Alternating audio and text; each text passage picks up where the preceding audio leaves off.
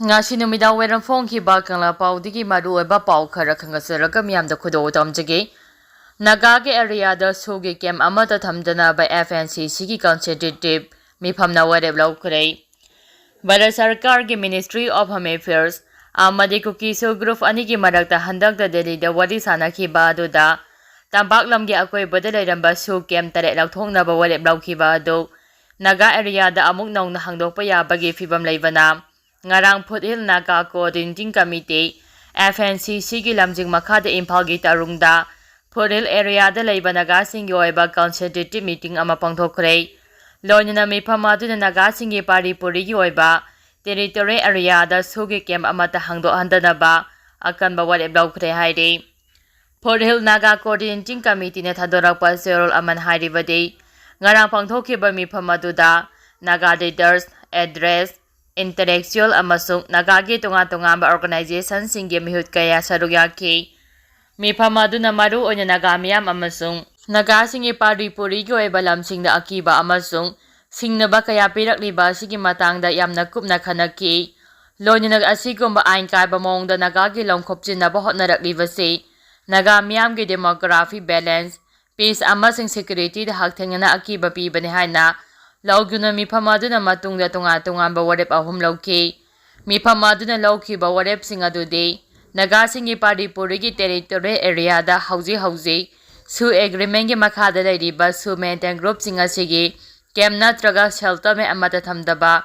Naga singna taba area singda bunker makeshift shelter amasung wooden cross na singba amata sahandaba yauna unauthorized oiba mongda gate natraga barricade sing amata hangba yahandaba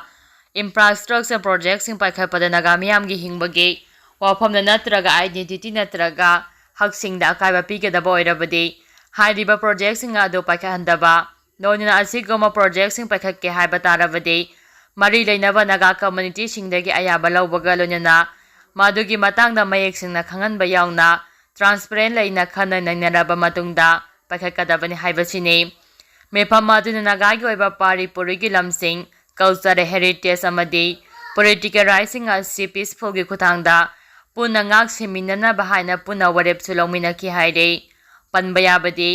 Foothill Naga Coordinating Committee ki makedegi hanadagi hongna Naga singi assistant territory gi area da kuki su maintain singa sigi campsing saba yaroi hana mangjongna section wa khangan ki bagalonya center da suma sigi acheba phirep phangkhrabani makhatara papauda Indo-Myanmar border da khuthongnarakpadagi Mizoram da refugee lising ani hena chanchilakre AR na border sil tawkhre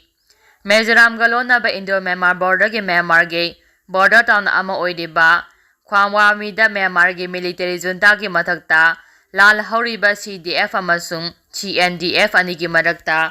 akanba maungda khuthongnarakpadagi Mizoram da naungna refugee lising ani chamnga mawdraga tare chanchilakre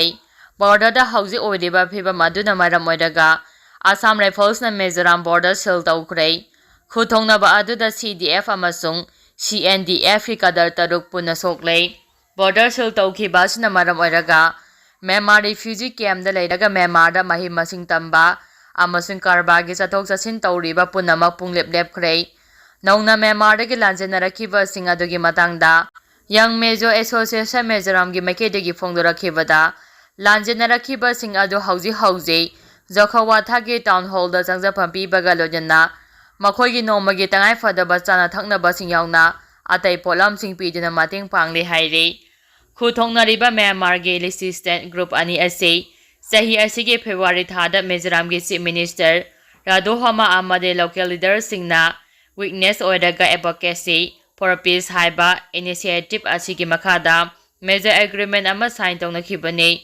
aduba CDF na Khwawami area ase emergency lauthoktuna control tongnaba hotnarakpadagi naungna khuthongnabagi thaudo asi thokhibani nakal anigi khuthongnaba aduda Mizoram gi Jokhawath da leiba yum kaya nongmai maruna panbadagi local gi miyoi singna loud speaker sijinaduna nakhoina kaplakpa nongmaina aikhogi yum singda pale nongmai kapna ba leplo haina privacy chatki khuthongnaba aduda CNDF ki kadar ani CDF ki kadar mari puna kadar taruk sokle amaramda khuthongnaba asina maram oiraga Mizoram gi refugee camp da leiraga Myanmar ayuk nungthilgi matamda thabak suba chatpa Myanmar gi tahandagi u suba ama ti auturel lalaga India da laknanaba hotnabada ireina chenthagibadagi hauju phawba thiba khangdri hairi makha tarakpa pauda leiba asigi apunbagi saktam ngakminnanaba puna wasak lawminakhre Manipur gi luraba tamphamsida CSO sing puna thabak tawminaba changi Megan Manipur gi apunbagi saktam ngaknaba amasung apunbagi saktam gi damak thawaina pontha pinaba ngasi Peace Committee Kangleipak Manipur amasung Special Yangkhaina senduna Manipur gi tongan-tonganba maphamsingdagi lakpa imanlupsingna senduna puna Uttara Sanglenda wasak minakhre Thoram aduga mari lenyana UNLF ke former chairman RK Megena CSO singna magi maigo eba thabak singdade mai pakna hotnarabasu puna thabak tawminaba ngamdana leiribasi Manipur gi luraba tampham asidadi puna thabak tawminaba changi haina phongdokhre ngasi Kangla Uttara Sanglenda wasak lawbagi thoram aduda Kumbi Moirang Phubala Phogoksa Ikhai Thamna Pokpi Lengang Tabi Sanasabi Kangla Tombi Thawal Althopamna singba maphamsingdagi lakpa miyam thawai mirel Peace Committee Kangleipak Manipur Special Yangkhaigi thawpubasingna ibudau pakhangbada thawniraba matung UNLF ki hanagi chairman RK Megena wasak lawbagi tharam adu pangthokibani ngasi wasak lawkhiba aduda ireibak Manipurda singnarapa phibamsing thengnabada amadi aikhoigi phurup nungsi chanana hingminanaba honabada angamba thaudang lawminagani masigi damak thawai thadokpada pamuba tawroi sakliba wasak asi ibudau pakhangbana thawjanbiba oirasanu haina miyam amato oina wasak minakhi haide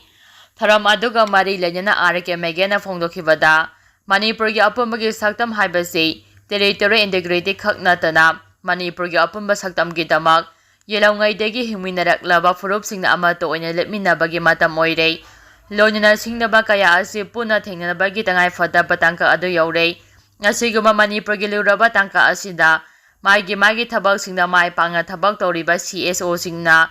apunbagi oina thabak tawminaba ngamdana leiriba ase puna thabak tawminanabagi tanja ama lawminaba changi CSO sing amato oina ponduna thabak tawminabagi matam yaure loinana apunbagi oeba pangal thonga lingjal aduna aikhoge mangna thengnari ba singnaba singasi amato oina thengnaminaba changi haiki makha tarakpa pauda Modi bo Congress na minungsi leitabani chaikhre Leiba asigi Prime Minister Narendra Modi bo Indian National Congress na minungsi leitaba miyoi ni haina chaikhre BT Rota leiba Congress babanda pamusinga unabada MPCC gi Vice President Hareshwar Gosmin hai